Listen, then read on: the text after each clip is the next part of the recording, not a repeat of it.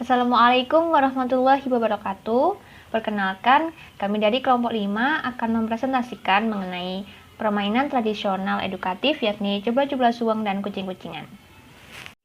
Sebelumnya saya akan memperkenalkan anggota kelompok 5, yakni saya sendiri, Gita Triwulandari, kemudian ada Aisyah Putri Asyari, kemudian Yevira Oktavina Asmara, dan Siti Meratul Eva. Yang pertama, kami akan menjelaskan mengenai permainan jublah-jublah suweng. Ada pengertian, kemudian tujuan, nilai edukatif, dan teknis permainan dari jublah-jublah suweng. Di Jawa Tengah ini ada puluhan jenis dolanan anak yang cukup terkenal. Misalnya boy-boyan, kemudian gobak sodor, pate lele, bekel, dakon, jeblek nyamuk, dan lain-lain. Nah, di antara permainan tersebut, ada permainan anak yang dimainkan dengan diiring lirik atau lagu. Nah, seperti dolanan jublak-jublak suweng ini.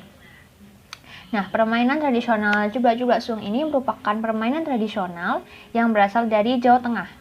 Sejarah permainan ini kaitannya dengan penciptaan lagu jublak-jublak suweng diciptakan oleh Wali Songo, tokoh penyebar agama Islam di Pulau Jawa. Nah, tentang tokoh penciptanya, ada sumber yang menyebutkan bahwa jublak-jublak suweng ini adalah ciptaan Sunan Giri atau biasa dikenal dengan Syekh Maulana Ainul Yakin sekitar tahun 1442.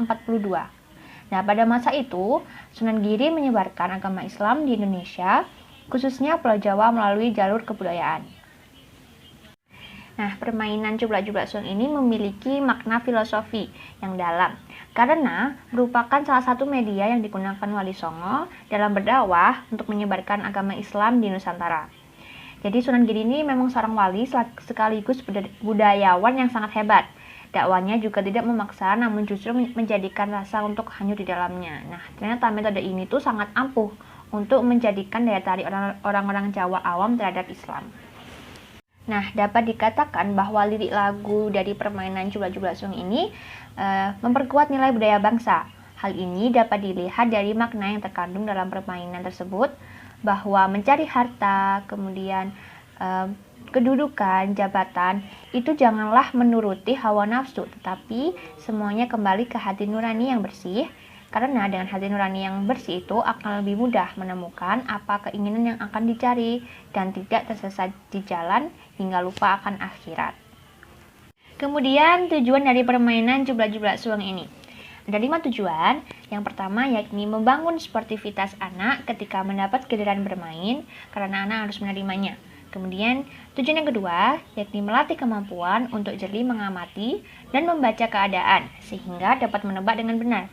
Kemudian tujuan yang ketiga yakni mengasah kepekaan musikal anak karena dimainkan sekaligus dengan nyanyian. Kemudian tujuan yang keempat yakni sebagai media untuk saya akan menjelaskan mengenai nilai edukatif dari permainan jublak-jublak suweng. Untuk sampai kepada kebahagiaan yang sejati, harus menghindari dari kecintaan kepada kekayaan duniawi, rendah hati, tidak meremehkan orang lain, serta selalu melatih kepekaan hati nuraninya. Dan dari segi kultural lagu dolanan jublak-jublak suweng ini dapat memberikan ajaran kepada anak agar tidak menuruti hawa nafsu, menjaga harmoni dengan alam, sesama manusia, dan juga orang tua.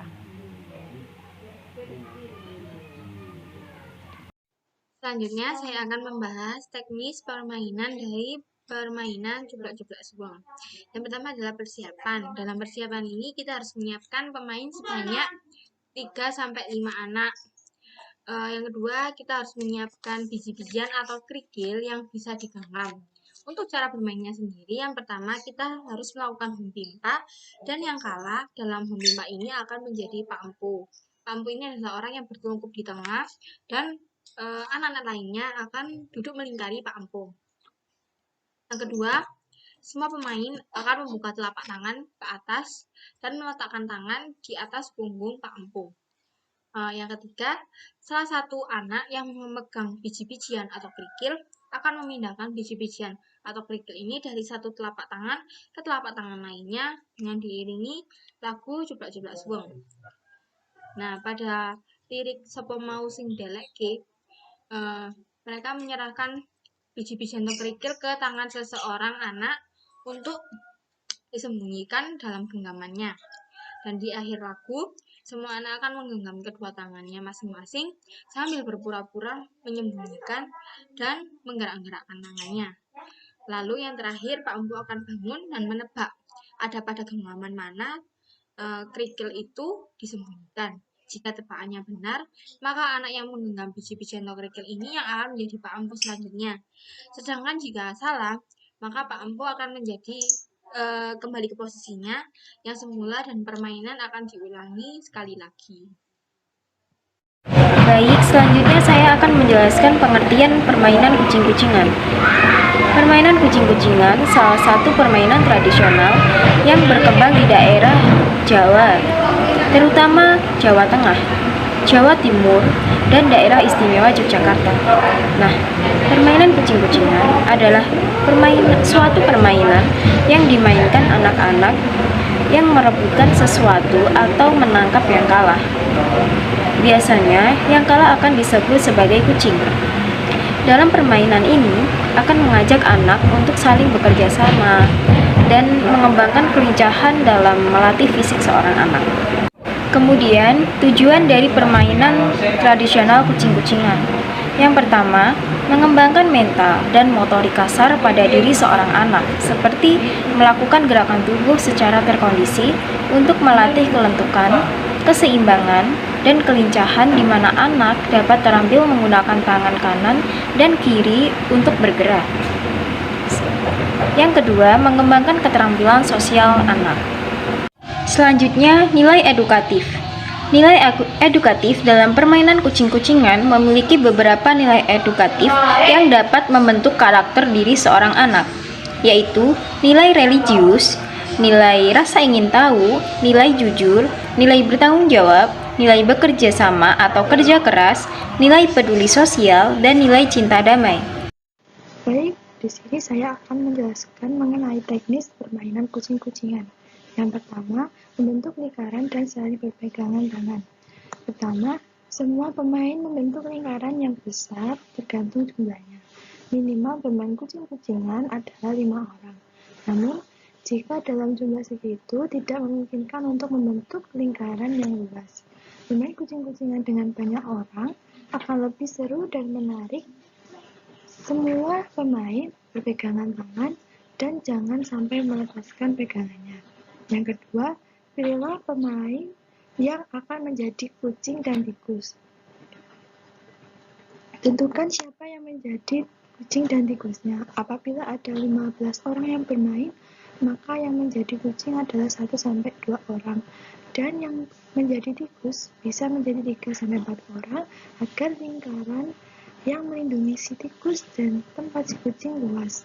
Memilih siapa kucing dan tikus bisa diperoleh dari home timpa atau sukarela. Yang ketiga, pemain yang membentuk lingkaran melindungi tikus. Setelah menentukan kucing dan tikus, maka permainan dimulai. Kucing mengejar tikus sampai dapat.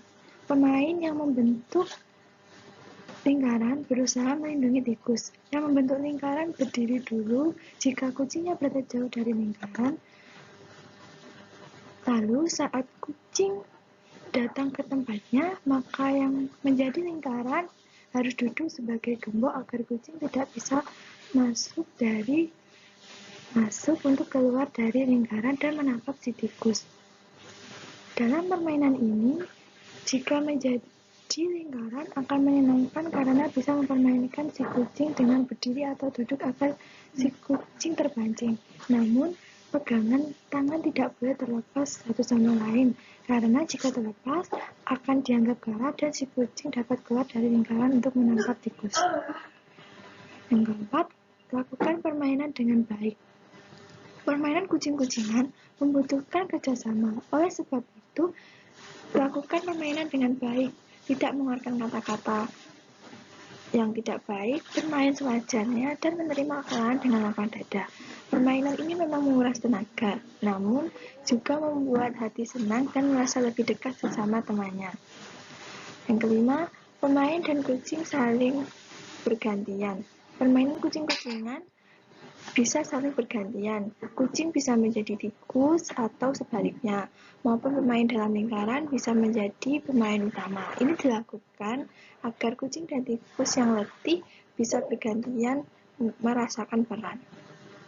Yang keenam, yang terakhir, melakukan permainan sampai selesai. Ulang semua peraturan dari nomor 1 sampai 5. Permainan dilakukan dengan baik, maka permainan kucing-kucingan pasti seru. Biasanya di sekolah dasar, permainan ini dilakukan saat olahraga maupun saat istirahat. Baik, sekian apa yang dapat kelompok saya sampaikan. Ada kurang lebihnya mohon maaf. Wassalamualaikum warahmatullahi wabarakatuh.